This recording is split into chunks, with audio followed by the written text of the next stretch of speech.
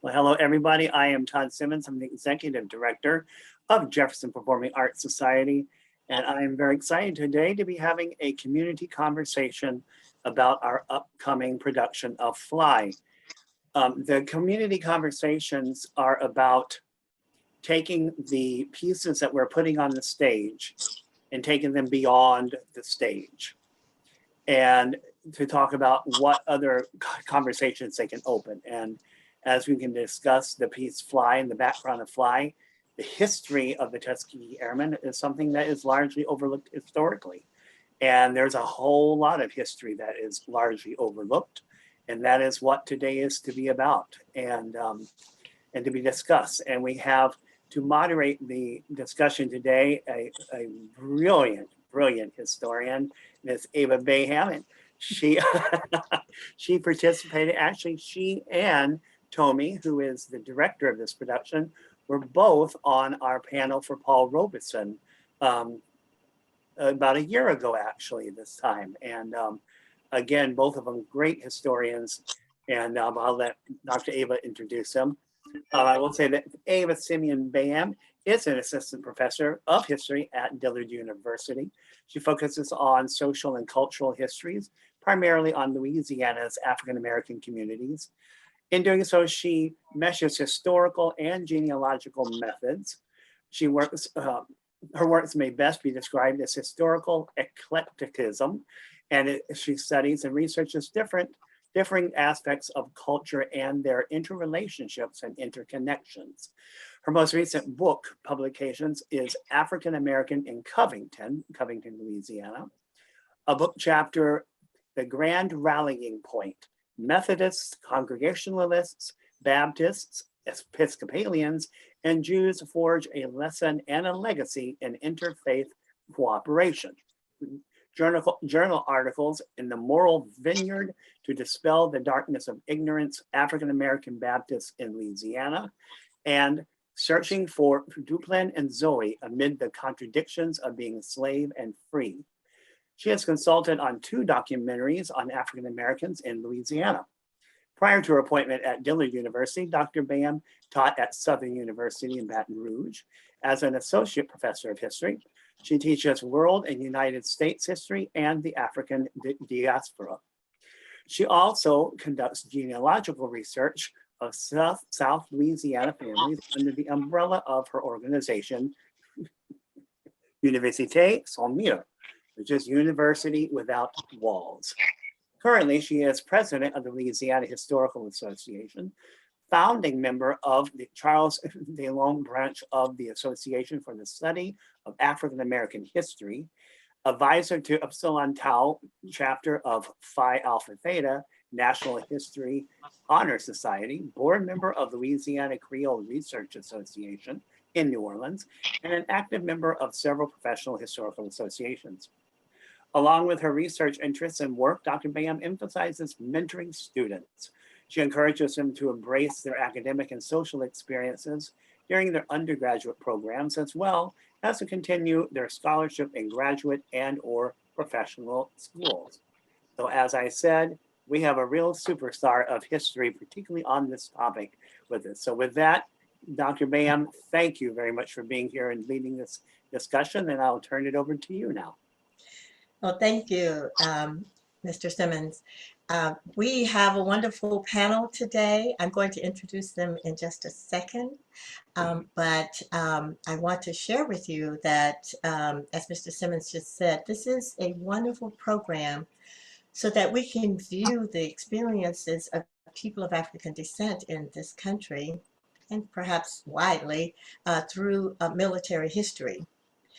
This is a thematic approach that I highly endorse so that we can get to see people in their experiences in various ways. And so the central question here on myths and omissions is, why didn't we and why don't we hear about some of these people who made a big and a direct impact on American history from the vantage points of their own cultures and experiences? And so, as you will see in the play, I hope that you make it, and that here, this worked to help the country in its defeat of its adversaries, if you will, in World War II. But I want to begin, before I introduce you, I want to begin with some people you may or may not have heard so that we can go reach back a little bit. But I want to tell you that in U.S. history, in U.S. colonial history even, people of African descent have been at the forefront of all these military ventures. There has not been, and I usually caution my students not to deal in absolutes, but I'm going to deal in absolute to tell you that there has not been a military venture in this country or in colonial history on what is now the United States, where people of African descent did not have a direct and huge impact. Many of you already know about Crispus Attucks. There is additional scholarship about him. Other than that, he was just standing out there. Somebody shot him, the British shot him. This man had escaped from slavery, and he was a sailor. He was a stevedore, and he was important, not in causing or in pushing forward the American Revolution, but in playing an important role in it as it began. And so I would encourage you to read more about him and also about the numerous other people who were there working toward the issues in the American Revolution. The next person I want to introduce you to is one you probably have not heard, and that's André Callo, Professor Emerita at Tulane. Dr. Lawrence Powell has written well about him, and actually he is pushing forward, and if you'd like to help with that cause, to have him, André Callo, that's C-A-Calloux, pardon me, C-A-I-L-L-O-U-X, to have him memorialized here. And so he's an important person in the Civil War. And you will see that you will see articles written by Professor Powell online. You may just Google that and they will come up, particularly one called The Funeral of André Callo, Fallen Captain of the Louisiana Native Guards, buried July 29, 1863. Forged a valiant effort over at Port Hudson. And this is something that's noted about him, about Callo, is that his funeral was the largest funeral, it was in New Orleans, ever held to that date. Mm-hmm. The largest mass funeral. Just quoting quickly, says André Callo, a black captain of infantry in the Union Army, was killed on May 27, 1863, leading a foredoomed assault against impregnable Confederate works at Port Hudson, Louisiana, just upriver from Baton Rouge. There was a time when Callo was nationally hailed and locally canonized. His New Orleans funeral had the feel of a massive civil rights protest, perhaps the largest the country had ever seen to that point in time, according to his biographer, Stephen Ox. For more than a mile on a sweltering day in late July 1863, Black New Orleanians thronged Esplanade Avenue under a cloudless sky to witness the funeral carriage carrying Callo's remains to the Bienville Street Cemetery. Over 30 Black mutual aid societies joined the procession. It was, according to Ox, it was as quoted in Dr. Powell's piece, it was a heartfelt tribute to the first Black warrior hero in the Civil War. Mm. And this is also, this account is taken further in Fatima Sheikh's wonderful new book on Economy Hall. And here she discusses how those 36 societies marched besides the economy group. They included the United Brethren, Arts and Mechanics Association, Free Friends, the Perseverance Society, Star of the Cross, the Children of Moses, and God Protects Us. I'm doing good. How about you? Somebody is on. Excuse me. We would like to ask everyone to please mute except those who are on the panel. God Protects Us, known as Der New Protege, a group that had been purchasing and freeing the enslaved for more than 2 decades. Gallows was the largest funeral procession in New Orleans during the Civil War. It was the second largest was for a rebel captain, evidence of the divided city. And that I was quoting from Professor Fatima Sheikh's text on Economy Hall.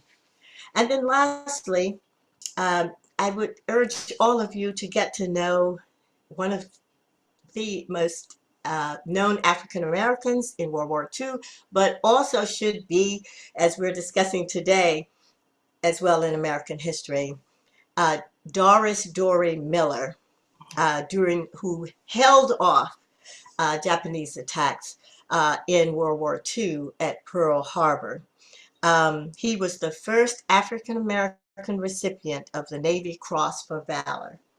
And there's a text also on Navy messmen where many African Americans who were in the Navy were quote unquote trained to be soldiers and sailors, but who were reduced to being servants. And Miller was one of those people, but used his training to ward off and save a lot of people during World War II. So as I do for my students, I would urge all of you to search. The historians have been doing their work so well. So search for people that you don't hear very often. And there you will see what the majority of, many people, not only of African descent, but other people who are kept marginalized have done in this country. Lastly, on that note, we will discuss today not this as African American history for African Americans. It's African American history for the country and the world. And we hope that in hearing our panelists have their discussions, that you will be able to say, I understand, and this is something that I need to put in the annals of the history of the United States and of the world. So let's begin. Let me introduce our panelists. And I'm just going to go down the line of the way that I have your bios. We have with us Trey Ellis. And if you look at his screen, you'll see that he has 4 important awards behind him. 2-time Emmy and Peabody winning filmmaker, American Book Award winning novelist, NAACP Image Award winning playwright, essayist, and professor of professional practice at Columbia University School of the Arts. Most recently, he was an executive producer and interviewer for the HBO documentaries True Justice, Brian Stevens' Fight for Equality, I saw it, Mr. Ellis, and King in the Wilderness. His screenplay, Holy Mackerel, is one of the highest ever rated on Franklin Leonard's Blacklist.com. Some of his other screenplays include The Tuskegee Airmen for HBO and Good Fences for Showtime, which premiered at the Sundance Film Festival and was shortlisted for the PEN Award for Best Teleplay. His works have been screened at the Museum of Modern Art and the Brooklyn Academy of Music. He is the author of the novels, get this, Platitudes, Home Repairs, and Right Here, Right Now, as well as the memoir, Bedtime Stories, Adventures in the Land of Single Fatherhood. His essays have appeared in The New Yorker, The New York Times, Playboy, The Washington Post, The Los Angeles Times, GQ, and Vanity Fair, and he has contributed audio commentary to NPR's All Things Considered. Probably heard you on that because I listen to that all the time. His play Fly was commissioned by the Lincoln Center Institute and continues to be performed around the country, including at the Jefferson Parish Art Society coming up, and Washington, D.C.'s 40th Theater, the Pasadena Playhouse, the New Victory Theater in New York. He is currently in rehearsals for a musical on the life of Dorothy Dandridge, for which he wrote the book and is co-writer of the lyrics. Mr. Ellis, let me tell you, we have some wonderful talent at Dillard. You might want to look over there. It's a pleasure. Thank you so much. And thank you for agreeing to be here. Next, we have this is Tommye Myrick. She's a native of New Orleans, attended Xavier University in New Orleans, majored in speech communications and theater. While there, she became interested in politics. I tell you, those communications majors get interested in all kinds of things. This interest was fueled by her acceptance into the famed Free Southern Theater, performing and touring with freedom fighters and entertainers such as John O'Neill, Ron Milner, Robert Costley, Gil Moses, and many more. After graduating from Xavier University, Ms. Myrick attended the University of Michigan, majoring in speech communications and theater. She obtained her master's degree and immediately began working on her Ph.D. while teaching full-time at Eastern Michigan University. She later moved to New York and soon made her film debut, starring in a feature motion picture titled Cane River. I think I see that image right behind you. Upon completing the film, she returned to New York and began studying with renowned theater director, producer, mentor, and lifelong friend Gene Frankel. It was there that she made her New York stage and directorial debut, starring in Lawrence Holder's one-woman show Zora and directing Norbert Davison's El Haq Malik, The Life of Malcolm X. After several years in New York City, she returned home to New Orleans, where she was hired at the University of New Orleans in the Department of Mass Comm and Theater. In 1992, she formed her own theater company, Voices in the Dark Repertory Theater Company, located in New Orleans. Voices in the Dark, Inc. is dedicated to presenting, producing, and promoting plays, films, art, dance, literature, and musical interpretations that are artistic expressions of the disenfranchised.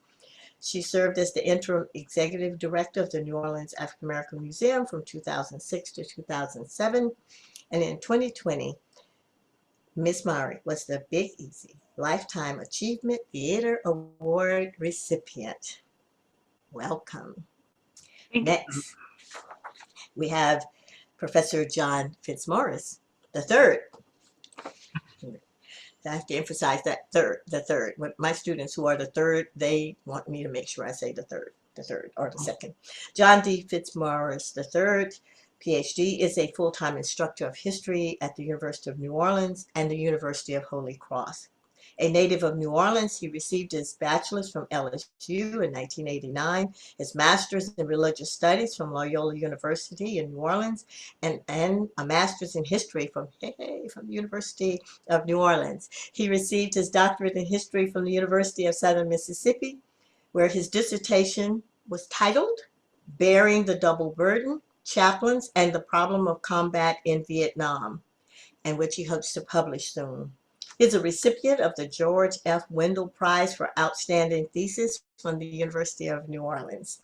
He currently teaches U.S. history, Louisiana history, Irish history, the history of the Vietnam War, and the Civil War and Reconstruction. And he also conducts oral interviews of veterans of all wars for the Library of Congress Veterans Oral History Program.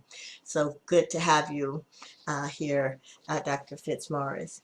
And lastly, certainly not least, of course, Mr. Jim Thorns. He is the owner and CEO of Thorns Consulting, Inc. He is a local photographer with decades of experience in the hospitality, tourism, and real estate industries. He has served as the vice chairman of the board of directors of the Urban League of Greater New Orleans and as chairman of the Black Economic Development Council of New Orleans. His photography show, Souls of Valor, I saw it and I was there, originally mounted at the Moriel Convention Center in 2001, is being partially revived for the Jefferson Performing Arts Society production of Fly. You can see his work on display at Jefferson Performing Arts Center from January 30th to February 14th, 2022. Mr. Thorns, thank you for being here as well. And I want to tell you why I was there, because my father-in-law was featured in that photographic exhibit. And it was just a big deal for all of us to go and see it and to mingle with people who were there. So you're going to tell us who your father-in-law was? His name was Julius Bayhem. Oh, wonderful. Senior. Oh, wonderful. Yeah. Yeah. Yeah. And I tell you what, my younger son has had twins, one of which was a boy, and he gave him his middle name. And so it warmed my husband's heart so much to know that he named him Julius as well. But yeah, we were there. I have a wonderful story about it. Yes, well, it's wonderful. I'm sure my husband is just like smiling all over, listening, and my sons, I think they might be listening as well. Let's hear your comments as a way of initiating this discussion to the following. Generally, a study, for example, a scholarly examination. We're going to ask again to please mute for those of you who are coming on. Generally, a study, for example, a scholarly examination, and a conversation that we're having today. So we are not lecturing to you. You're going to hear a conversation among all of these wonderful participants. This conversation about any specific ethnic group draws and is often believed to be of interest only to that specific ethnic group. Hence, if you have Black American or African American histories, then it's assumed that only Black people should be listening to it. But we want to suggest to you and strongly suggest that that's not true. So I'm asking each of you to share from your knowledge base, from your work, your professional work, why the experiences of African Americans can and perhaps does apply to all people. Why is this, particularly as we're talking about World War II history, and I also introduced some other people from other parts of history, why is this World War II African American history a universal story? How can African Americans tell these universal stories through their experiences? And please don't shy away from what you understand or their experiences, what we call the double B, fighting for victory, both at home and abroad. So I am not going to call on you. I'm going to let you go ahead and start. And so if you can just give us your opening comment, and then we'll move on from there. Say however long you want, but not too long so that everybody can get in. So Mr. Ellis, go ahead. Dr. Fitzmorris, you want to start?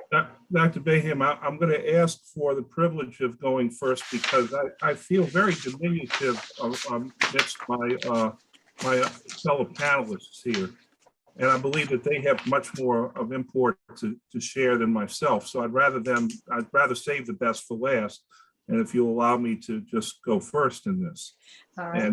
And that is, look, as a fellow historian, and we are colleagues in that, yes, in this profession, our job is to study the names and voices that are available to us. So should I say that part of our job is to study the names and the voices, the events that are available to us. But of no less importance to those of us who are historians are the names and voices that are either not available or not readily available. Mm-hmm. And for too long a time, the history of this country, especially the political and social and military history of this country, is focused on what some scholars or so-called scholars have called the great white men. And while these great white men certainly had their place in the creation of this country's history, of no less importance are the voices and experiences of those who may not have been originally translated into books or who are not currently featured in the textbooks. Mm-hmm. And so my start of the conversation is to say that African American history is, simply put, American history. Because African Americans, as much as my fellow Irish Americans or Italian Americans or any ethnic group adjective appended to the noun American, have helped build this country. shared in its ebbs and flows, and as we discussed today, fought in its wars. And for African Americans, I submit that the study of military history as we understand it today is crucial, because the patterns of history show that it's military service, especially combat service, that leads to emancipation. When I speak of emancipation, I speak not just of the release from human bondage, but also the later bondages of economic and political and social apartheid in this country that's existed. And so the Tuskegee Airmen and their unique story provides yet another missing piece to the mosaic that is the history of this country. And you have already pointed out the role that African Americans have played in American military history. And I simply affirm what you've already stated. 9,000 African Americans served in the Continental Army or in the colonial militias during the Revolutionary War. Thousands more manned the trenches outside of Baltimore at the assault on Fort McHenry in 1814. There were 2 battalions of free men of color alongside Andrew Jackson here in New Orleans, and then later served in the Mexican War. 186,000 African Americans helped turn the tide of war for the Union in the Civil War and its underscoring of emancipation. In the Buffalo Soldiers of the Spanish-American War and the wars against the Native Americans on the plains, you have colored African-American troops who were sloughed off to the French in the First World War and won a claim in that war. All of these pieces are crucial to understanding just how one part of the cornerstone of this nation's history rests upon the contribution of African Americans. Because even now, and this is why it is so crucial, because even now, including in our own historical profession, they are thinly veiled. There are even overt attempts to quash or nullify such studies with hyperbole, with histrionics, because these studies represent in themselves a threat to the established order. So I apologize if I'm going on a little bit long on we're fine. but I felt that this was an important thing to state in answer to your question to begin this discussion. And then let the more learned members of this panel, the more experienced members of this panel, chime in with their own important perspectives. Professor Fitzmorris, don't underestimate what you have just contributed here. It's wonderful. And also in your bio, you are doing these oral histories and investigations of veterans and soldiers. Those kinds of interviews are what we, as you know, call primary documents that will be that are important to playwrights. They're important to anybody writing the histories of people.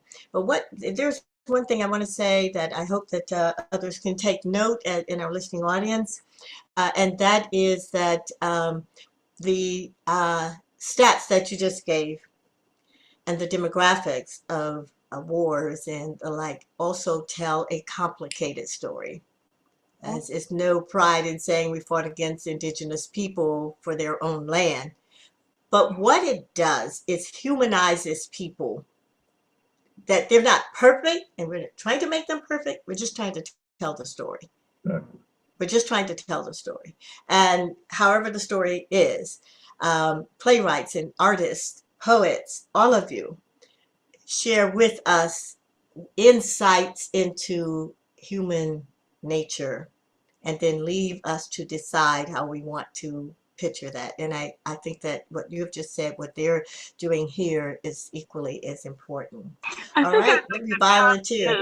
Oh, Ms. Myrick, you're going to go next. You're next. Go ahead. In on what John just said, and just by say something very briefly, and that is that, so there's a big Mardi Gras ball, there's a big party that's being held at this mansion, and everybody is going to the mansion, and everybody is invited to the mansion, and everybody's all dressed up for the mansion, and everybody brings their gifts to the mansion, and I go to the party, and when we get to the party, I don't bring anything to the party. You know, I'm there at the party. But so there is this resentment that comes in. And that resentment is because I came to a party that I was seemingly invited to, but I came empty-handed. And so that resentment just feeds animosity and it feeds dissension. And so it feeds rumor and untruths. And what people don't know is that I threw the party. What they don't know is that I provided the rent for the party. What they don't know is that I hired the help for the party. So it looks as if I did not contribute anything to the party. And I think that's where history comes in. You know, Hiram Cook once told me there are two things in life that you cannot change: death and history. And I think that the thing that's most important here, you can hide it, but you can't change it. And that's why this overall conversation and this venture and what Trey has done in terms of writing and writing it so that we can all see it. If it's not in the history books, then you have to tell the story somehow. It's not his story, it's our story. And so for African Americans who were not allowed to read, who could not beat their drums, who could not speak their native tongue, we use the humanities to bring our story to life. We do so as in Jimmie Thorns' Souls of Valor exhibit. We do so as in Trey's writing. We do so as in Sidney Poitier, who would only accept certain roles with dignity. We do so in terms of Cecily Tyson, who's another one. We do so in terms of the poets who said, hey, you won't publish my work, but I will tell you, I too sing America. And so this is why this overall conversation is important. This is why finding who we are as a people here in America, you have to delve into the art forms, what you call art. What we call is our story. Right. Oh, wonderful, wonderful. And that, what both of you have reminded me was a conversation I had with another historian, two others, but one of whom was asking for help, who was, of course, a non-Black person writing a history and saying, look, I can't find information on enough Black women who did in this particular genre she was writing, because they're not in the archives. But their stories are, as you're saying, in various places. Many of our stories are in attics, closets. They are there. They're in our, Mr. Thorns there, as you probably know, they're in our images that we're trying to get people to save and to do. And then when we have the artists that you all are, the artists illuminating this, then it takes that story way out there and touches people in ways that perhaps if I just made them sit in my class, they wouldn't listen to. But here they will know that. So thank you very much. Mr. Ellis or Mr. Thorns. Yeah, thank you again for everybody having me. And I'm a huge fan of New Orleans. One of the first screenplays I ever wrote was about Stagger Lee with Fernell Bagneris and Ellen Toussaint. So they took me all around. I mean, you couldn't ask for a better introduction to New Orleans. And I'm just sorry I won't be able to come down there to see the production. But the this talk about history is interesting. It's obviously it's been my life's work. And when I first started as a novelist and as a screenwriter, my grandfather, who was too old then to go to World War II, but he was at Tuskegee at the Institute, and he was telling me a story about these Tuskegee Airmen. And this is let's say 30 years ago. And I just said, that can't be true. I mean, I've seen every single Black movie, I knew everything about World War II. I just felt like I was a World War II junkie. How had I never heard about the Tuskegee Airmen? So then when he told me this story, I said, well, this has to be a movie. And then by serendipity, about a year later, Columbia Pictures was doing a film, was looking for someone to rewrite the film of the Tuskegee Airmen, and then I wrote that film, which ended up on HBO.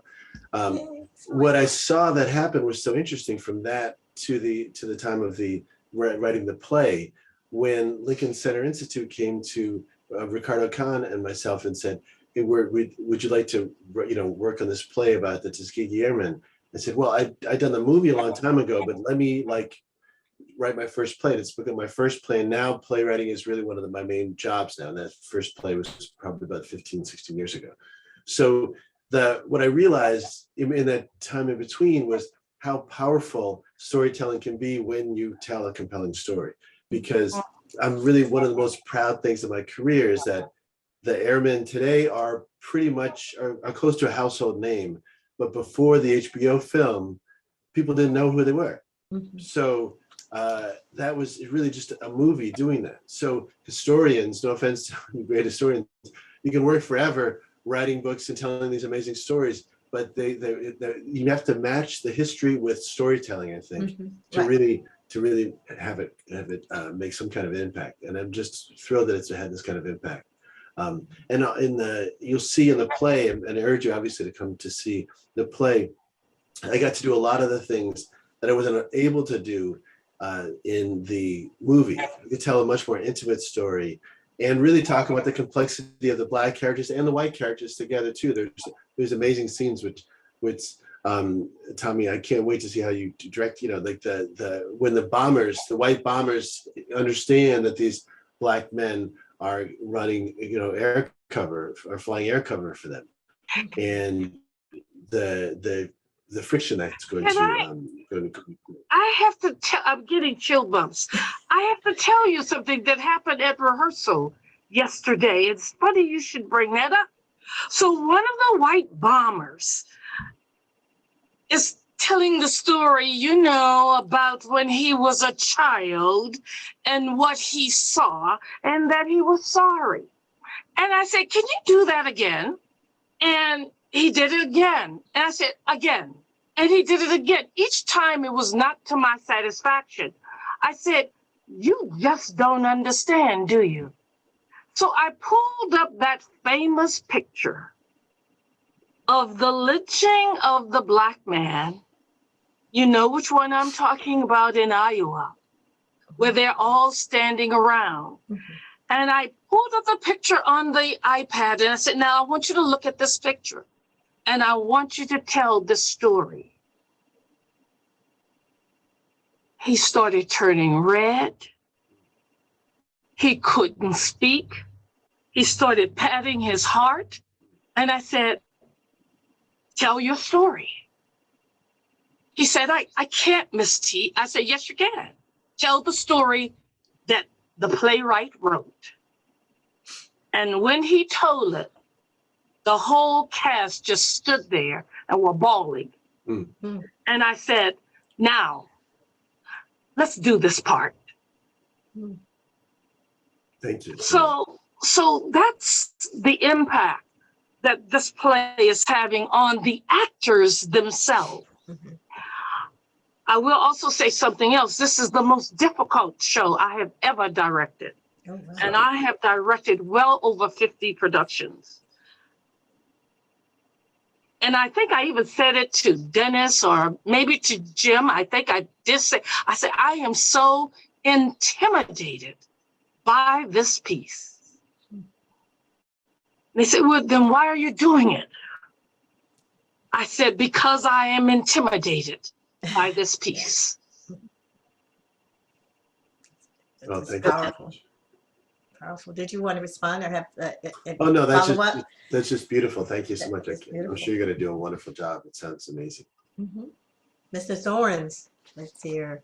Why is this military history from an African American vantage point a universal story, particularly in your role as a photographer?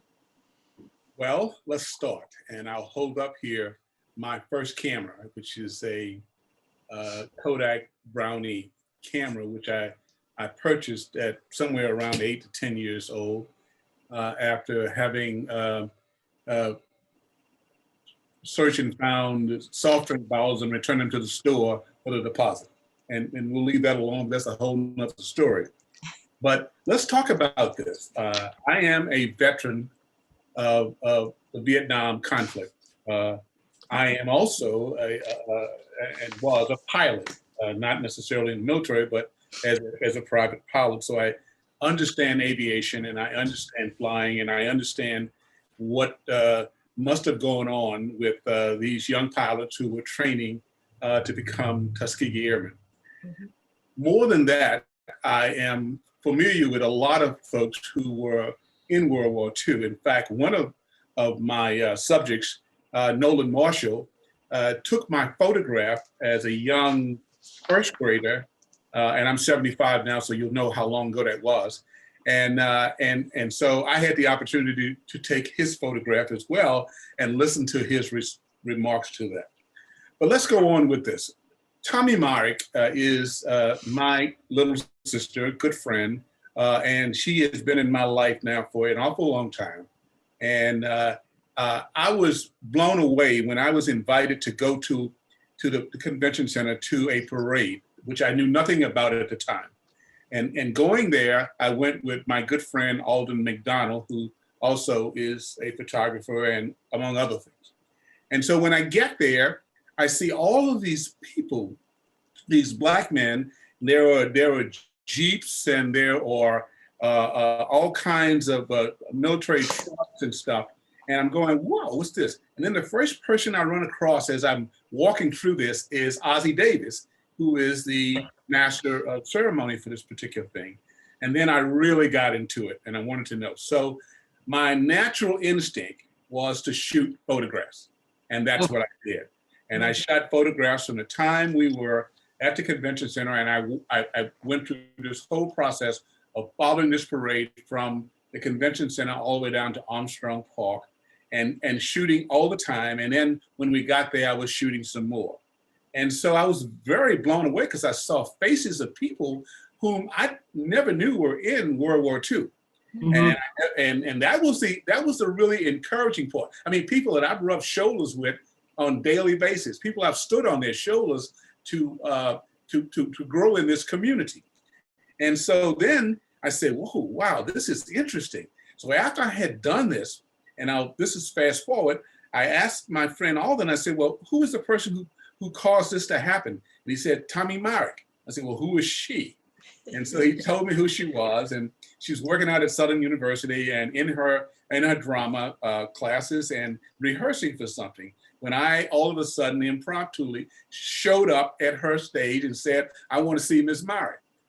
And so then it got going, and she said, well, who is this person interrupting my rehearsal? And I said, well, I am someone you don't know, but I'd like to talk with you. And she gave me the time. And so then I said, who are these people in this parade? And what is this all about?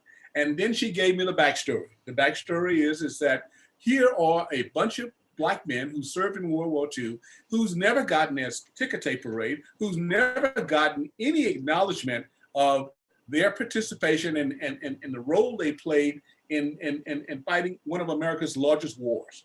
And I said, Black men and women. Yes. Absolutely. Let me not sell anybody short. And so I went about trying to figure out who they were. And then I got to thinking, well, I've got to do something with this. I have too many photographs that I must do something with. And so I went back to talk to Tommye again, and we kept talking about it. And so then I said, well, how about an exhibit? How about putting together a documentary that would depict what took place here? And so it began. And then it grew as I went along. Now, let me just admit, I am not as the rest of you panelists, I am not a Ph.D. or I'm not a history major or that kind of stuff. I simply love photography. I simply love it. And I love it because I can capture and preserve for an eternity. And I love it, and I can tell the stories behind it. And Dr. Bayhem, I can tell you, when I went to visit with your father-in-law in Slidell at his house, and he invited me in, he said to me, he says, I'm not talked about this, and I don't know that I want to talk about it.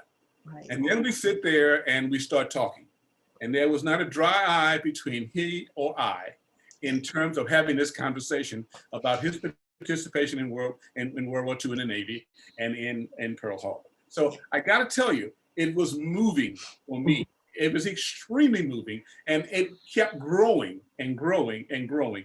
And so then I went to the people, at the time I was on the Convention Center board. And so I went to the folks there and said, well, look, would you all support my trying to put together an exhibition that would tell the story of African Americans in World War II? And they said to me, yes, we would. And our vendors, the people who were food providers, Aramark, and the people who provided all the structures to hang it, they all jumped in and helped put this together.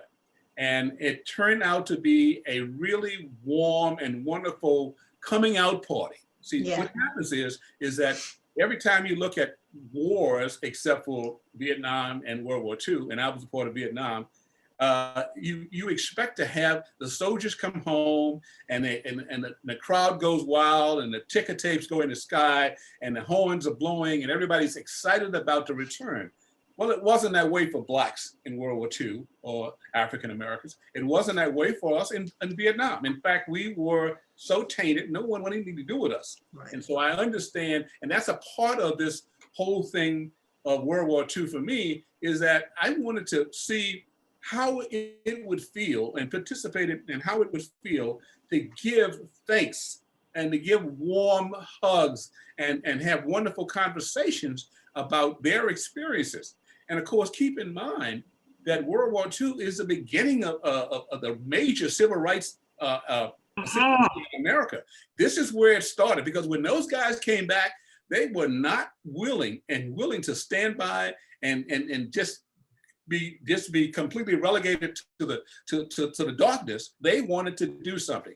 And lots of people, we had a Supreme Court justice that came out of World War II. We had photographers, we had all lawyers, we had doctors, we had lots of people that emerged from that, and they carried on this whole effort to provide us in our community with some look at what the struggle was about and how and why we should participate in that struggle. So it's exciting to me. I hope I don't talk too much about that. No, this is great. This is great. Thank you so much for telling us about your day that you went to visit my father-in-law in Julius Bayhem. I want to bring together Professor Fitzmorris and Mr. Thorns, and then I want Ms. Myrick and Mr. Ellis to jump in, okay? And this concerns the idea that Ms. Myrick talked about of empathy and realism. This is how I'm putting it together. And that is the realism of firsthand experiences. Because if the person who's playing the part of the white soldier or airman did not understand the experience at the time, then we wouldn't get an authentic rendering. It would turn out to be that, oh, it's just this person, but here needed to become who the part that Mr. Ellis made him to be. And so, Professor Fitzmorris, this is particularly interesting to me because you are interviewing people from that time period. You have a lot you have heard a lot and you are able to process that. And if you can give us any examples of what a person in an interview, an African American, for example, would say to you, one of the things that stood out to you. And Mr.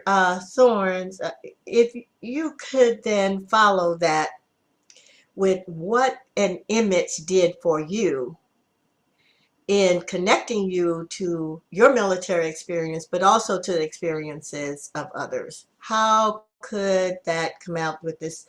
You have firsthand experience. Professor Fitzmorris then is hearing a firsthand experience. So I want to see what all that you can say, the two of you, and then I want the playwrights then to follow with telling us how that plays itself out in I guess that's a play on the word in the production. Let's put it that way. Go ahead. I believe that I'm going to try and repeat what you've asked me to do, and that is to convey to you the sense that I get from the interviews of veterans of what they're feeling and what they're going through at the time. And just real quick about myself, I'm a naturally empathetic person. And so it's very difficult for me, and probably this is what I consider to be a positive in interviewing, that I become emotionally invested in the person whom I am interviewing. I feel the suffering that they have gone through. I feel the pain.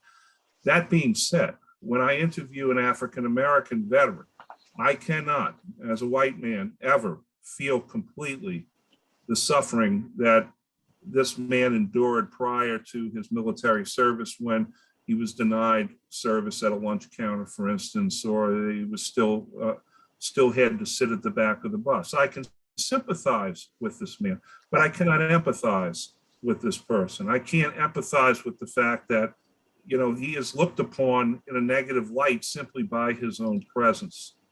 What I do get, and believe me, no two veterans that I've ever spoken to tell me exactly the same story. But what I do get is that in the arena of combat for these veterans, color becomes very red, as in blood, okay? That is, I don't see this, and I'm putting myself in the shoes of the veteran now. The veteran in combat does not see a black man. A black man does not see a white man. You simply see a man who bleeds red blood in a combat zone. And there is nothing more unifying between men of different races, such as they are, than the experience of combat. And that is the one universal that I've been able to take out of the interviews of these veterans. Everybody's had a different experience. Even brothers have had different experience that I've interviewed. But the unifying principle here is the fact that when your life is on the line and you depend upon somebody else to save your life or to save someone else's life, there is no longer any consideration of color or race or separation or anything like that on the battlefield. I hope that answered your question. Yeah, and I want to go back to Mr. Thorns, because I think that the reason for the play and the reason for the film, HBO, did highlight this, that when these guys were in the air and they're shocked to find out who's defending them, their lives are saved. I think in the film, Mr. Ellis, it says that one of the characters said that we have never lost. We didn't lose anybody we were protecting, although they themselves lost their lives. And so that moment of loyalty that about which you're speaking could be, and Mr. Thorns could talk about this as a Vietnam veteran, could be at the moment of danger. Because outside of that, I think in World Wars I and II, Black soldiers were court-martialed more than anybody else for all kinds of nonsense. Outside of that moment, my husband likes to say, when talking about all of these problems we're having with people of all cultures and stuff, he likes to say, when the aliens come, we're going to all be human beings. You know, so we won't have all these differences when the aliens show up. So let's follow that, Mr. Thorns, with this notion of this realism of firsthand experience. How do you respond to what Mr. Fitzmorris just said? I start with a short story, and the short story is about a Tuskegee Airman, and his name was Lee Archer. Lee Archer was a Tuskegee pilot who flew escorts out of Northern Africa into Europe, escorting the bombers. And he did well. He did so well until he was given the name as an ace. An ace simply means that you were able to take down several airplanes while escorting and in combat, in flight. And so I called him up and I said, Mr. Archer, I said, I'd like to come and talk with you about your experiences in World War II. And he says to me, okay, I can give you 15 minutes, Now, keep in mind, I'm in New Orleans and he's in New York. And I said, I'll take it. I'll take the 15 minutes. And he said, okay, well, come on up. The time is 12 o'clock. And of course, both of us being military people, I was there at 5 minutes before 12. I'm going to tell you right now, because I was not going to be late for this. And so I sit down and he walks out of his office and he takes my hand, he looks at me and we start talking. And I got to tell you, 12 hours later, we were still talking. Oh, wow. We had moved from his office to his son's restaurant and bar up on the east side. And we were still talking about his experiences. And one of the things he told me that really got to me, he says, after the war was over, we all came back on a ship. And there were the white soldiers and the black ones and airmen and so forth. And we arrived in New York Harbor and the ship docked along, and the gangway for both the front of the ship, which is the bow area, and the rear of the ship, the two gangways were placed out. And all of the white soldiers came down the gangplank on the front of the ship, and all of the black ones came down at the rear of the ship. He said, as we walked off of the ship, he said, none of the white soldiers would even salute me. Keep in mind, I was a lieutenant at the time when I got off the ship. And the protocol for military is that no matter who you are, if you salute an officer and you do it in fashion, that is a requirement, or you can be court-martialed for that, but for disrespecting an officer. He said, well, that didn't happen. And he said, so that was my reality. My reality was we fought the war, we flew escorts, we took down the Germans, we saved the bombers, and we fought the good fight, and we came back. And then when we get back, we find that there is another fight that we're going to have to do. Now, Mr. Orchard ultimately became the chairman of Beatrice Foods, which is the largest African-American food business in America at the time. And he was very, very deliberate in his conversation about that. So every time I interview one of these World War II soldiers, I am embedded as if I feel like I'm there. And having been in the military, in Vietnam, in the Vietnam War, which I did not serve inland in Vietnam, I served in Guam and Thailand, and I was in a maintenance squadron that flew B-52s and 135s. B-52s are the big bombers that still fly, and 135s are the 707 that refuels them in air. That was my job, to keep those things moving and keep them in the air 24 hours a day. So I could relate to his feelings, or I can relate to all of the World War II veterans, who most of whom did not want to talk about it. They were embarrassed, they were hurt. Nope, they didn't think anybody wanted to hear about it. It was just a silence that continues to some of them's death. And right now the windows are closing, and we have probably only a few left. Yeah. And we certainly need to record and take advantage of what they have to say to us before they close their eyes. And I want to suggest along that line, and historically speaking, that we interview their families. Yes. We need to hear from their families. We need to hear that impact. This is, as Ms. Myrick said, our story. It's her story too. Yeah. And not just two. My father-in-law's sister was in World War II. Actually, it was four of them, 4 siblings, one of whom did not return, who was bombed in a ship off the coast of Sicily. And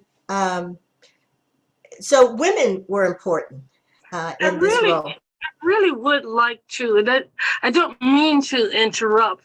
No, I want you to interrupt, but hold on one second. Before you interrupt, I want you to speak to Ms. Myrick and Mr. Ellis. I want you to speak to the challenges of telling these stories, both as Valor in the military, fighting for the country and all of, and as Valor fighting for the right to be recognized and to exist as human beings. Go ahead, but follow up with your point there as well. This is my point, and that's why I say I hate to interrupt, but I tell people all the time, I'm old, so if I don't get it out, I'm going to forget. Aren't we all? let me Go ahead. let me say this, because this is a very, very key point to it all. Homicide Research Center came on board in a big way. When this whole thing, and Trey, I'll tell you how I got interested in FLY. When this whole thing came about in 2000, when it was then called the D-Day, when the D-Day Museum had their celebration, they had the largest military parade honoring those who came, the veterans from World War II. Then the last one they had is when they returned from the war. But in 2002, when they opened up the museum, I had gone to a press conference that they had a couple of days before. And when I went into the museum, this is before it opened to the public, I saw this 8x10 photograph of the Tuskegee Airmen sitting in the corner. And they were sitting at a lunch counter in the photograph. That was it for anything. So I made a point of making sure that I watched the parade. When I saw the parade, I noticed that there were no African-American veterans who were part of that parade. So I ended up calling Norman Robinson, Warren Bell, all of the African-American news media that I knew. And I said to them, we need to have a boycott. Me. Okay, we need to have a boycott of the museum. But I wrote this, I just wrote a note. I just wrote to the Times-Picayune something that, and my title of the article was, "We Were There." We were there. So I had no idea that they were going to publish it. When they published it, 4 days later, I was invited down with Hiram Cook, who was in charge of, who was an African-American war historian and also a Buffalo soldier. We were invited down there and to meet with all of the powers that be of the then D-Day Museum, and because they wanted to make sure we didn't call a boycott. Anyway, long story short, what happened was, I remember one of them slamming their fist on the desk and saying, "So what is it that you want? What do you want?" And Hiram said, very old, Hiram said, "We want a parade." Before we left that building 4 hours later, we had a parade. And we knew that it was going to be in February, 6 months passed from their opening in February of 2001. That's what a friend of mine, I called a friend of mine. We have mutual friends in common, by the way, Trey. But I called a friend of mine and I said, "Do you think your father can be the grand marshal of this parade?" And as Jim noted, that was Ozzie Davis. So that galvanized into Souls of Valor and the photographs, which then got me more and more interested in military history. And then I said, somebody had to have written something about these people, a play or something. So I first read your play, even though this edition is 2018. I think I read a version of it that was like 2012 or 11 or something like that, maybe even 8. And from that day forward, I've been working to try to do this show. When Dennis Afar from Jefferson Performing Arts Society called me almost a couple of years ago and asked me to direct out there. And we had a little back and forth, but he said, "What show then? If you don't want to do this show, A Raisin in the Sun, if you don't want to do this show, what show do you want to do?" I said, "I want to do FLY." And I wanted to do FLY for 2 reasons. The main reason was because I wanted to make sure that the public is educated to the contributions that we have made to the freedoms of this country. Two is that I just love your writing. Thank you. So you can take it from there. Yeah, Mr. well, no, Ellis. thank you so much. And I think that what we, here's a panel, we're talking about history and the truth of these stories. But as a dramatist, understanding that it's, if you're telling people to come to something because it's good for them, because it's some kind of, it's medicinal, you're never going to win. So to me, it was also just as important, seeing to the truth of these brave men and women of the stories, but to find the emotion, find the comedy and the drama of the story, so that people, that they are laughing. There's a lot of humor in the play. There's a lot of crying. There's a lot of triumph. It needs to be an emotional ride, because I think that's what we tell people. Speak to the griot. Well, and then we had this idea, talking with Thank you for Rick for Kahn, bringing it up. about this idea of who could be sort of to make it not so naturalistic as it. So what kind of device? And we have this idea of, instead of a griot, a storyteller who would actually sort of narrate the story, I think Rick actually had this idea of this tap griot, this amazing tap dancers we get. So really sort of tour de force tapping, and let them really, let them tell some kind of a story. And the logic behind it works really well, because especially in the military, but even not in the military, it was life-threatening for a Black man at that time to say, or Black person, to speak their mind.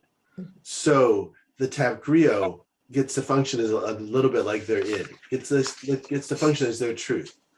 So if they just say yes sir and salute, they can say that, but inside, as evidenced by the tap griot, they can just talk about the anguish, the pain, the frustration that they're feeling. Which is an interesting thing, because one of my actors asked me, well, why is it that why do we need the griot? What's the purpose of the griot?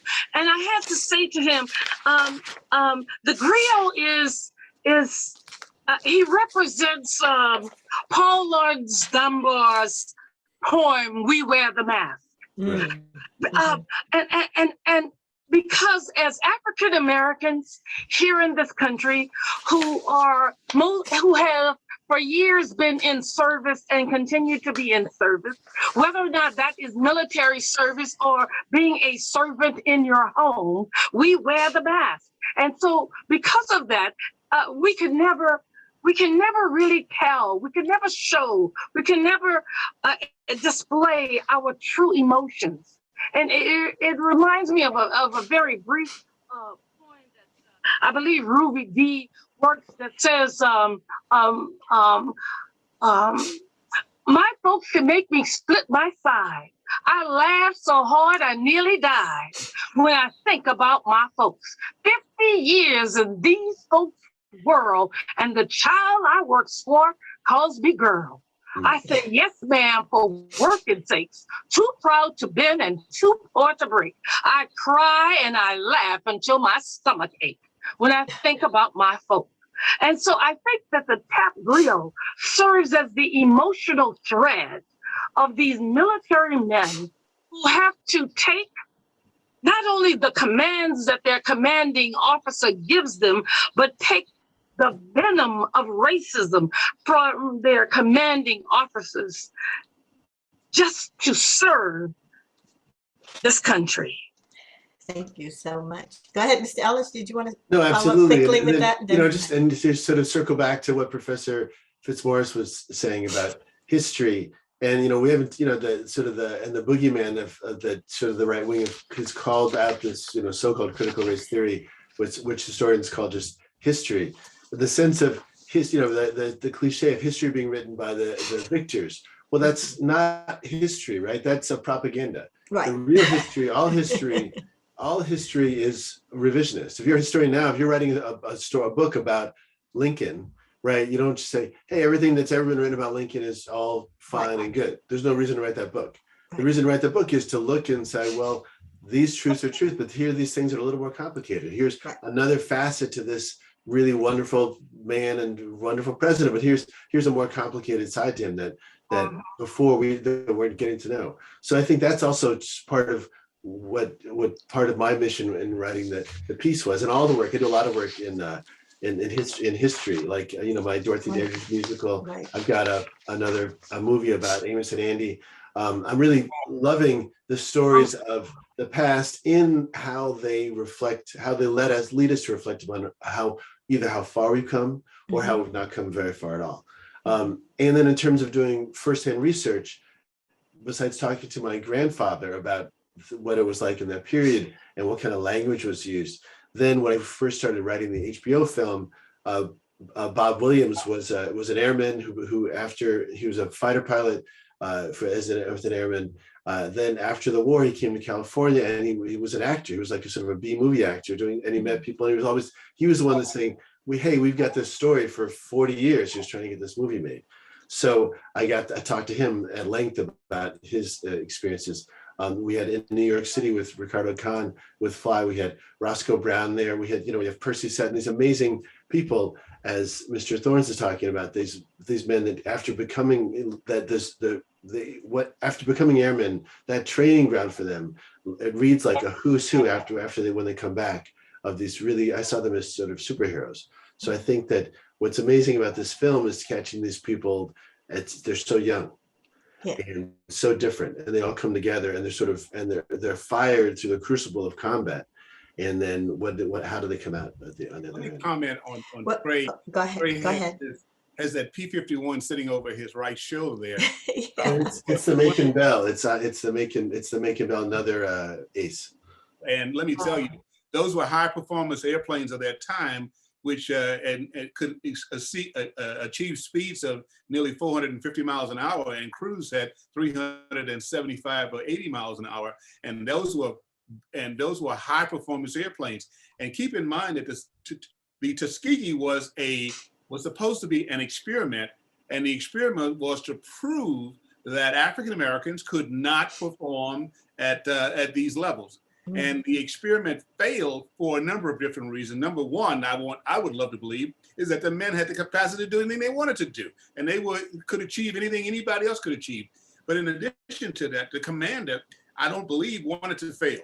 The white commander who ran the base did not want on his record that he failed. And so, and here we go. Now, I'm not a historian. I wasn't there. I can't tell you for sure, but I can tell you that the outcome of that has led to America's greatest aviators. Before World War II, there were probably not more than 50, maybe 100, maybe not even that many Black African-American men and women pilots that just weren't there.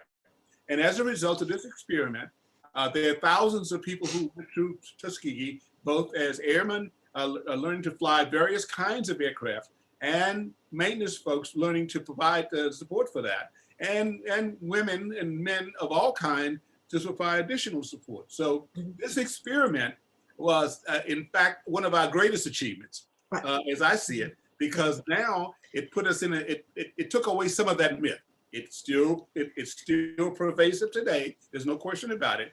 But Tuskegee experiment led us to where we are today. And I'm so happy that Trey and others who are able to articulate this and bring this to the minds. This is a learning experience. And my own personal goal is in New Orleans, to have a monument that says Souls of Valor, and that has a place similar to the Vietnam War Monument, which can capture all of these people who were a part of this, and provide it for scholars and others to learn about these brave men and women who helped move the African American community forward. And I will add to that, help move the nation forward. Absolutely. I love, and we're running out of our time for the overall conversation so that we can hear. I think there are questions coming in on the chat for you, but I want to bring this, wrap up our part of it here to say that, Ms. Myrick, I'm going to tell you what, you make me want to talk more about that tap griot as I researched it and discussed it, and understood it as the storyteller. I can't wait to see how it's going to translate out on the stage. I think that as all the characters that I've seen here in the play have just important parts to say. I want to wrap up our part. If you could make a comment on the following in this closing comment, and that is, I'm using a passage from Du Bois's famous Double Consciousness, And that is in The Souls of Black Folks, of Black Folk, pardon me, from its 1903 edition. I'm not going to read the entire piece, but all of you have spoken to this central notion that I just want to be me. I just don't want to have somebody tell me and put me in a box of where I can be. And the tap griot seems to tell that story. I just, and all of the light moments in the HBO film as well as in the play speak to saying that here are human beings who just want to be themselves. And so in one quote here, it says, the history of the American Negro is the history of the strife, this longing to attain self-conscious manhood. And I'm going to update Du Bois to say womanhood too, personhood, individualhood, if you will, to merge his double self into a better and truer self. In this merging, he wishes neither of the older selves to be lost. He would not Africanize America, for America has too much to teach the world in Africa. He would not bleach his Negro soul in a flood of white Americanism, for he knows that Negro blood has a message for the world. He simply wishes to make it possible to be for a person to be both a Negro or a Black person in America, without being cursed or spit upon by his fellows, without having the doors of opportunity closed roughly in his face. Here are some universal principles, values that are principles with values: morality, sacrifice, self-restraint, self-expression, loyalty, duty, determination, commitment, persistence, among other things. Could each of you give us a closing statement, and then we'll go to the Q&A on this, to talk to us about how could any one or all as a collective of these principles depict this message for the world at work in the African American military experience. What is that message through the African American military experience for the world? Let me go ahead and speak to the aspect of loyalty, because this is the one that I, found that hit me most profoundly, and that is the sense of loyalty of African Americans to this nation is, again, one that I can sympathize with, but I cannot empathize with. At the time at which we castigate certain people for not showing the proper amount of respect to the American flag, while at the same time refusing to acknowledge what that flag has meant to certain sections of our population. And when I speak of loyalty, I think of the fact that a race and a class of human beings would actually fight for a nation whose power brokers sought to subjugate them, to reinforce the notion that they were inferior when it came to tasks like flying combat missions, speaks to something in my mind even more than just the hope that Du Bois espoused in his talk. It seems to me that the service, the loyalty to this nation, it goes beyond nation. It speaks to what Lincoln, since we brought him up, talked about: a new birth of freedom. And it's a freedom that goes beyond the national and political boundaries. I think it's almost like it's a next step in the evolution of humanity. It's not just the highest ideals that this country can reach, and will live up to the principles to claim the promissory note that Dr. King spoke of in the opening of his "I Have a Dream" speech. But it's a call to all humanity to step up to the next level, to go beyond what we have been doing up to this point. And I think that this is so reflected in the service of the Tuskegee Airmen and all men of color who have represented this country, not as African Americans, but simply as Americans. I think there's a profound loyalty to the human race that I see here. Okay, who's next? Who would like to share a comment, and then we will move on to our Q&A. I would agree. Mr. Thorns. I served in the theater both in Guam and in Thailand with a lot of folks who are African Americans and others and whites. And I can tell you that the bonds and the relationships that were created in those theaters were still today exist. And they were good and strong bonds, and we had lots of warmth and understanding.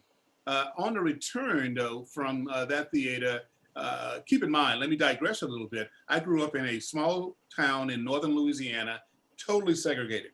So I had no friends that I know that were white, or I didn't go to school with any kids that were white. I knew them I saw them from across the canal, and that's about it.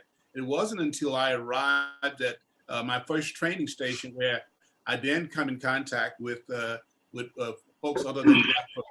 And then when I arrived at my first duty station, again, I was blended with other folks that I had not heretofore have known. And I grew a great relationship. I can remember eating, dining, or playing racquetball, handball, anything you can think of, having lots of fun, having lots of conversation with folks that I heretofore didn't know anything about at all and where they were from. But the problem that I had is that in returning from that, it was like going from the nice warm of the Caribbean back into the snow of South Dakota, because it was cold. It was cold. You got back into America, and now you had to deal with the things that, as we saw it, the racial tones or the lack of understanding of each other and those sorts of things. Yes. How about Ms. Myrick or Mr. Ellis? Would you like to close with your comments on that? How do you see those? One or more of those principles at work? Well, yeah, I think it's complicated. And for me, explicitly, for the reason I picked, I'm as a fan of all these old World War II movies, and this idea of that's sort of the cliche of the movie that Mr. Thorns is talking about, is that there'd be like on the hill, they would say Rizzuto, Fitzmorris and Kowalski and Steiner, let's go. Everybody was all together. It was this big melting pot, except there were Black people. So I consciously gave all of the main characters differing reasons. They sit around, why are you here? They actually have that talk in the beginning of the film. What brought you here? And some of them do want to come there. It's a love of country or wanting to prove it to somebody. One of the characters, one of the lines I love most is one of them just says, I fly because they say I can't. That's right. Mm-hmm. And it's profound. And it was funny that when the play first began, commissioned by Lincoln Center. It was just an hour-long play for high schools, and then I rewrote it and expanded it into this big play for all ages people. But for a year, it ran in the high schools in New York City, and I had kids in New York City school system, and I happened to be in a classroom. They're in elementary school, and I happened to be in a high school classroom because they were I was looking at different high schools for them, and they had quotes around the room, and one of the quotes was, "I fly because I can't." Omar from and then from Fly. And it's like, whoa, that's so I think it's complicated, the idea of like there's this love of country, this love of also just like being angry when people doubt you. So if you like, I don't even like cookies, but if you think I can't eat cookies, I'm gonna make great cookies. So it's just like, so I tried to talk about in funny and dramatic ways the breadth of the as much as I could, sort of a range of the African American experience there. And that's right. These are people, right? And from in their own cultures. Yes, Ms. Myrick, you want to? Yes. As we say, take us home. Well, I'm going to try to take you home and sort of tug your cheek or bite my tongue a little bit, which is very difficult for me to do. I'm not sure in this day and age that loyalty has that much to do with it, as much as it has everything to do with this is home.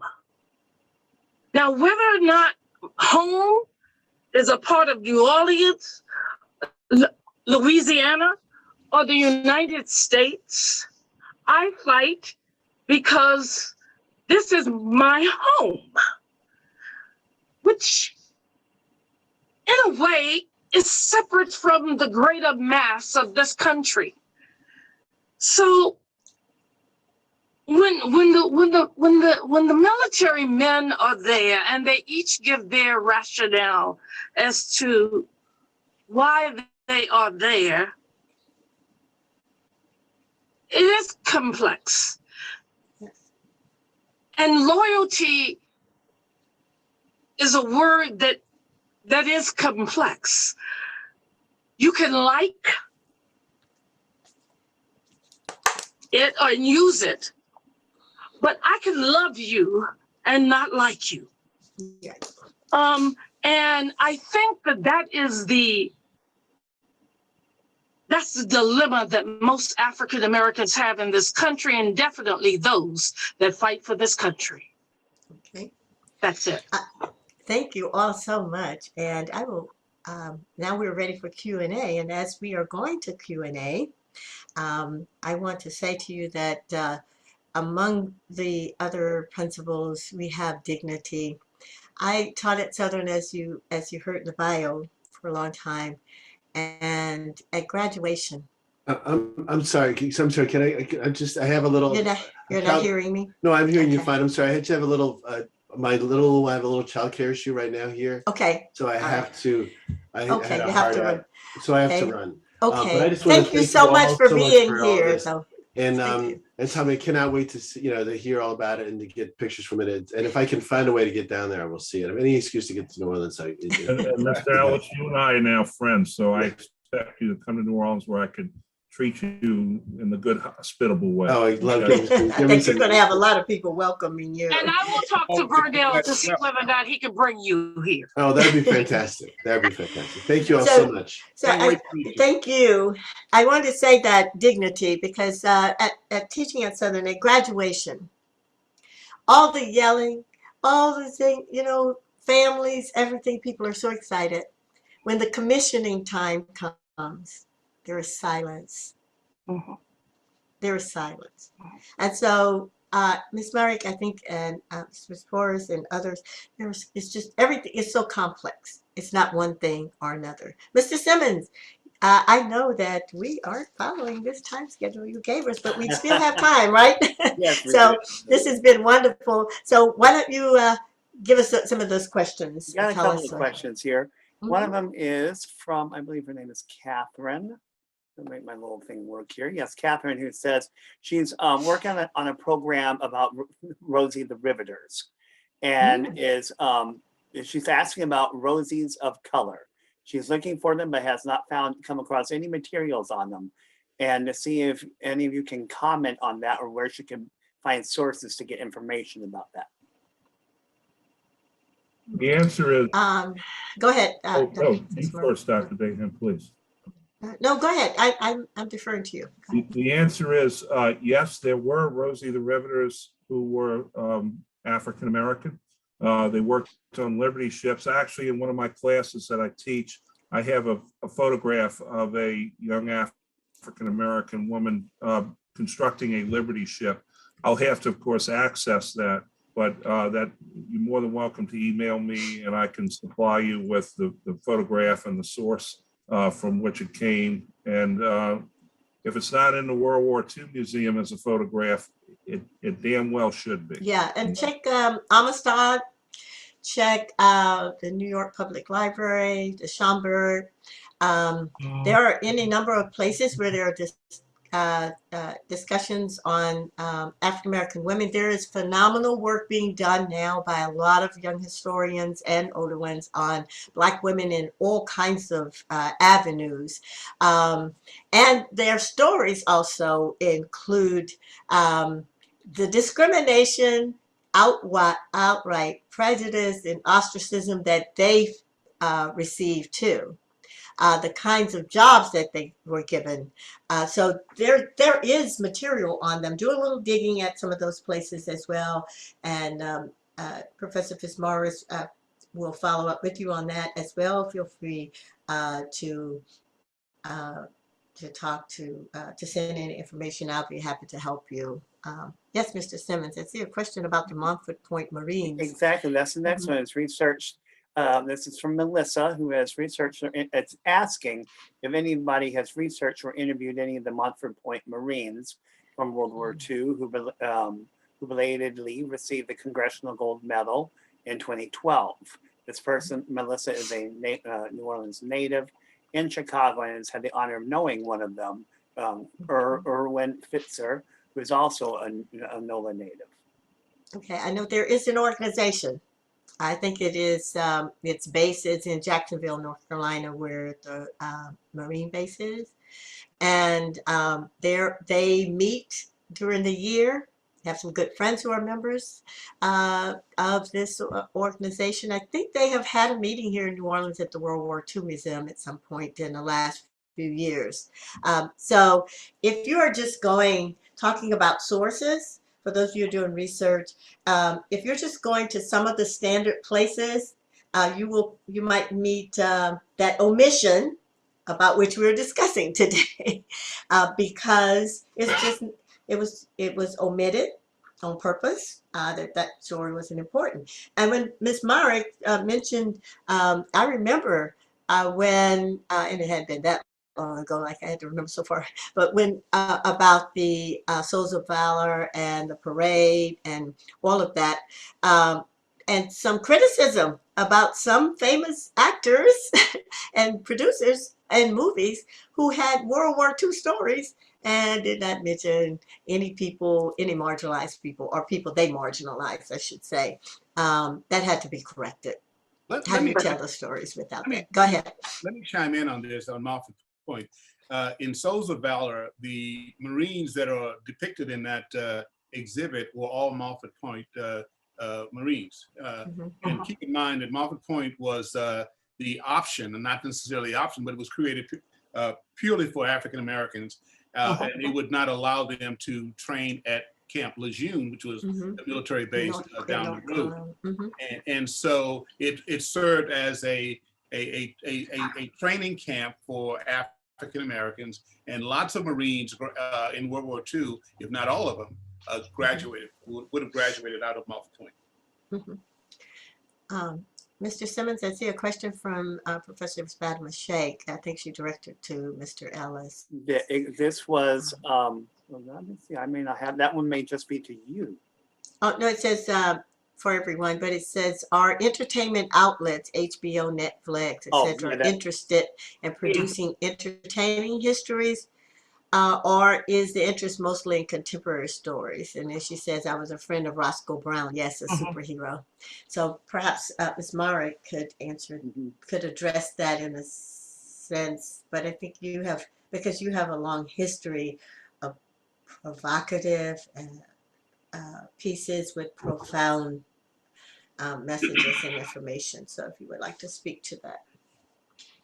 You know, I tell, and I don't know how old this individual is, but I tell all people, especially young people, that if you have a story that needs to be told, tell it in the manner of which you want to tell it. You know, Lorraine Hansberry got off of her deathbed and gave a speech to the young writers, and the speech that she gave, and then went back to the hospital, was called "To Be Young and Gifted and Black." But the last line, one of the last lines of that speech was, write it, write about it. You have a story begging to be heard. Write about it, because if you don't, who will? Just make sure that, as I said, as Hiram Cook always said, you can't change history. So whatever it is you write, don't change the story. Don't change history. Don't cancel culture. Let's just write what is the truth and let the story be told, and the audience will receive it how they will. You know, two people could go and see the same movie and walk away with two different impressions, but the real deal is that they went to see the movie. At one point, the And to Professor Shanks, this is her book that is Economy Hall: The Hidden History of Free Black Brotherhood, that has received a number of accolades and awards. And so that's what she said in a recent lecture that in which I was in the audience. She told students, write your stories and bring them out. As many of you know, there was a period not so long ago when anyone, and I'm sure Professor Fitzmorris remembers this, who was doing particularly African American history, but also Asian, Hispanic, Native, or Indigenous people in their experience. They were saying, oh, you're just a revisionist. That was supposed to be a bad word for a while. That you can't change what is. We're not changing it. You're just pulling it out, as Professor Myrick is saying, just pulling it out and putting it out there. That it has been omitted means that there's nothing to change. It just has not been part of the story. And so now we are bringing that out. And that's why this is so important. I don't know if there are any other comments. I see that there's some in the chat that people are giving some references. Yeah, Jim Holmes has given a link for the Rosie the Riveter poster. Mm-hmm. And at the Library of Congress, it seems, I think. Also gave a link for African-American women in military. Yes. Now, I have one question for myself for the panel. And as I grew up in Oklahoma and went through all Oklahoma history, and it was not until May of last year, 2021, that I learned about the massacre in Tulsa in 1921. Yeah. Now, how in the world did I go through all my entire education and never ever learn about that? Now, after that, I decided I need to educate myself. Right. And, you know, we all know about the Baptist church bombing. Well, I don't know if anybody under 50 years old knows about it today, to be honest. But I looked that up, and there's huge list of incidences exactly like that. That Rosewood. are not what you're saying. They're just omitted. Yeah. How can that change? I mean, because that is, I mean, what you were saying a minute ago about this is, you know, his story, but her story. Just because this is not my race, it's my country, and this is part of my story too. It's part of what this country did, and it reflects on all of us today. And it's a very simple answer to that, Todd. Very, very simple answer to that. And there's an old saying that says one thing, and it's true. History is written by the victor. Right. And so the very first thing people try to do, especially it happened during Nazi time, it happens in all culture. The very first thing you do when you have physically defeated a so-called enemy is destroy the culture, destroy the books, the paintings, the pictures, the literature, destroy it. And so therefore, history is written by the victor. How you went through all your life not knowing this and things of that nature is because history was written by the victor. However, it doesn't necessarily mean that that America and white America were it that way. It doesn't necessarily mean that the African American or those of us who are a minority were not victorious. It's just that you have to find our history in another form. It's through our dance. It's through our music. It's through I'm Black and I'm Brown. It's through Keep On Pushing. It's through We Shall March On. It's through Wade in the Water.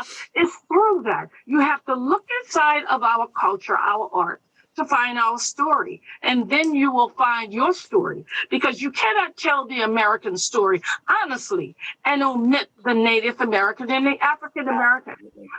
One last thing I want to say is this. They say that there are two groups of people omitted from the history books of America, and they're right. And those are one set of people who was taken from their land and the other people whose land was taken from them. Yeah. That's it. Yeah. And Mr. Todd, if I may go ahead, you know, there are school boards now in states like Texas and other states of the old Confederacy that actively promote the notion that slavery was simply that African slaves were immigrants to this country. They don't even use the word slavery in these books. And there is a great deal of negativity about social media, and much of it's justly deserved. But I think that the one area where the social media and the constant exposure is that the one positive is that it shines light on attempts such as this, attempts to use and drum up fear of critical race theory, attempts to alter state educational standards to ignore or actively suppress this sort of thing. That at least gives a little bit of hope that you may have been able to get away with it back in 1921 when you used the U.S. Army bomber to essentially burn Black Wall Street to the ground and then get away with it and suppress it in the newspaper. You can't do that sort of thing today anymore. And that is at least one good aspect of the constant exposure that we have to the news. Yeah. And so what Tommye was just saying, that you continue to tell a story, you continue to tell a story, you continue to tell a story, and somebody's going to listen to it at some point or other, because you will not be silenced that way. And I want to add, to continue to research it. As an academician, as scholars, we have to keep digging. Much of what we know about the past, it comes from those who are literate and those who have left journals, but also newspaper pieces and all kinds of other things. And in the stories that have been omitted, there's evidence of all of that. It's just put it aside. But in those places where we have to search a little deeper, we just need to do it. And it is my experience, especially as I was doing the research for the history of African Americans in Covington, that there are people who said, we don't have a history. And I said, yes, you do. You have a history. And people started digging for images. And I visited with people. They started telling me some of the most remarkable stories. And in it, I found the story of the Rhodes family, the family on the funeral home, of their own paternal and maternal ancestors, listening to what they had that was passed down. And then suddenly, for me, but they always had it, the enslaved paternal ancestor who was literate left a written record.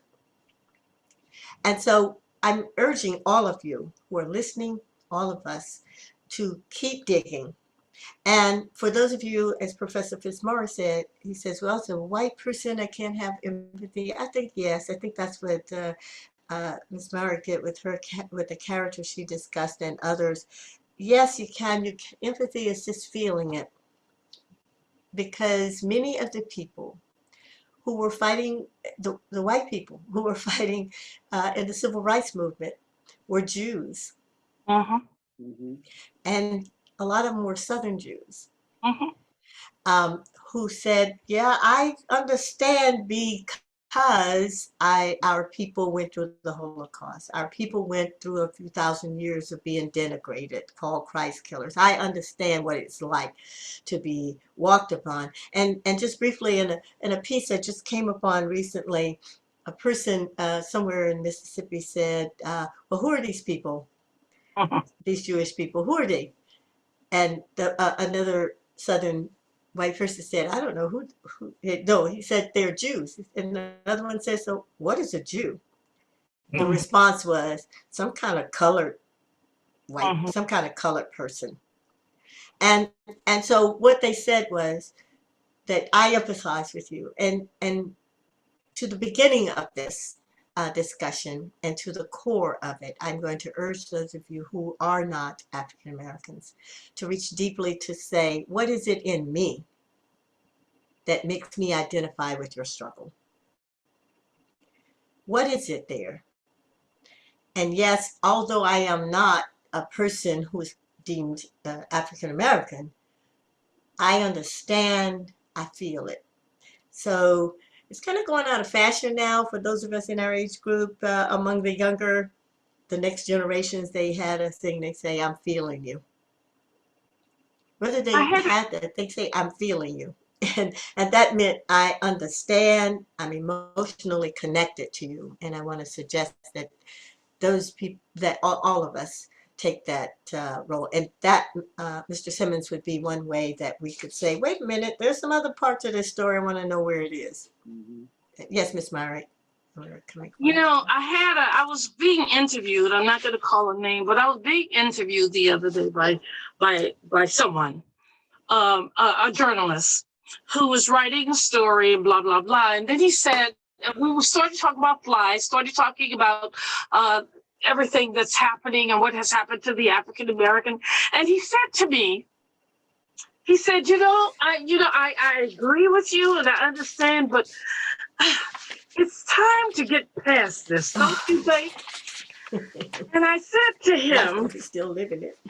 I said to him, I want to know two things. One is, if I were a Jewish person that you were interviewing, would you say that, what you just said to me then? He, the interviewer himself, was Jewish.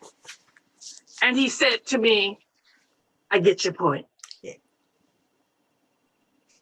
Because individuals who have ancestors or even their family members who were even in Auschwitz or part of the whole Hitler, the World War II, why this war was fought in the first place in a way. This is a story they will never let us forget. So when you say to me, why can't you get past this? One reason is because we live it every day. Every day. From the moment we step in a department store of high fashion and followed around. Doesn't matter what your income is. to being stopped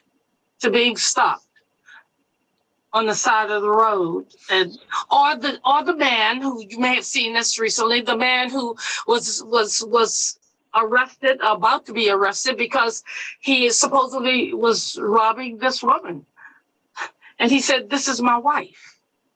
But he was black and she was white. So this is something we have got to work on. Yeah, and we must enlighten people. To those who want to say that anybody in any group should forget. I take you back to George Santayana, the noted philosopher at Harvard, and I'm paraphrasing. He said, to those who do not study history, then we are condemned to repeat it.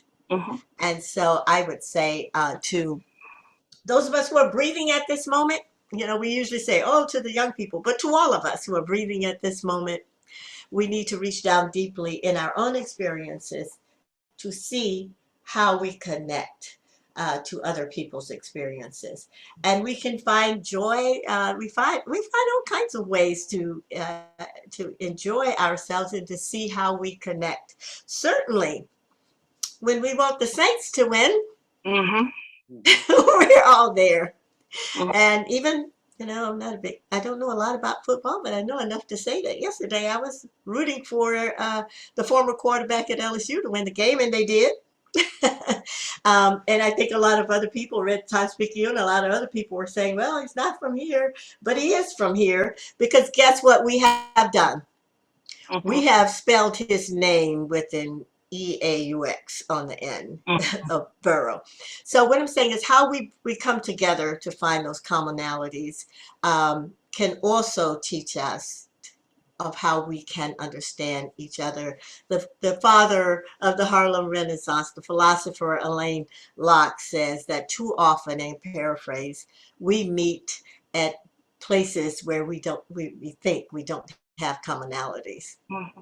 But what we should do, this is just a broad paraphrase, but what we should do is find those places that we have commonalities. And I would suggest to you, as a professor of history, as a student of history, that those commonalities or pervasive in all our experiences.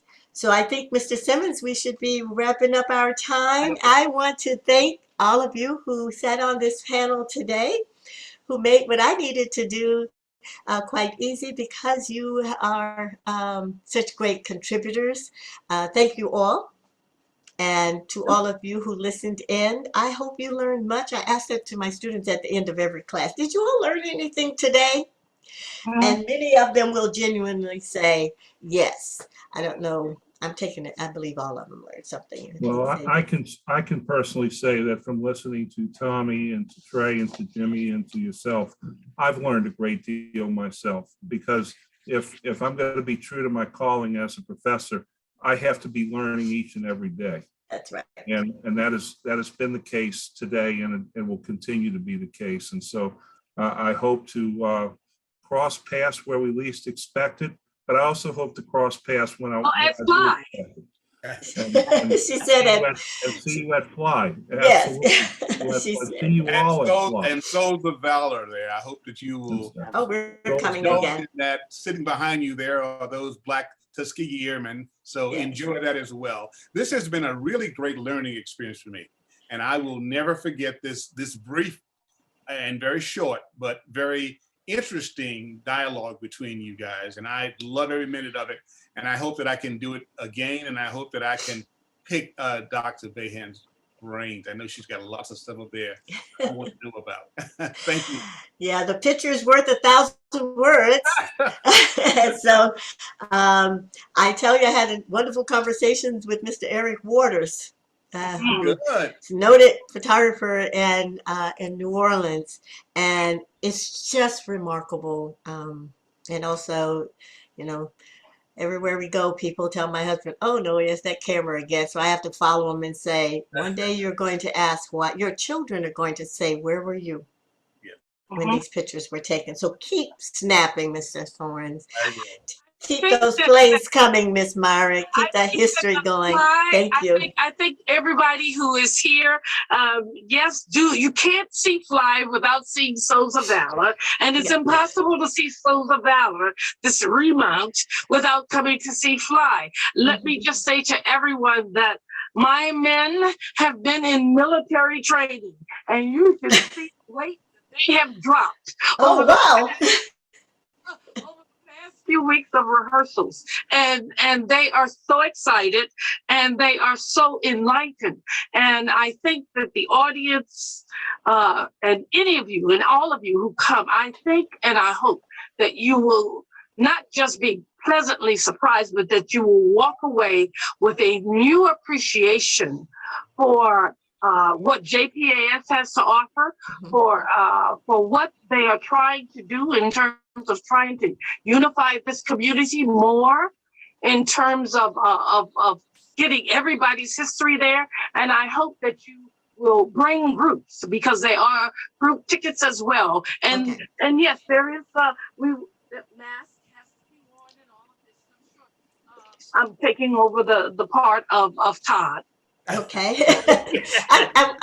Mr. Simmons, I see one person asked the question, do you believe that the true actual history of Native American Black Americans in this country will be taught in classrooms at middle and high school? Well, true is the problematic term there, because, you know, there's true and then there's truths. But I think what we're talking about today would be experiences, historical experiences of people.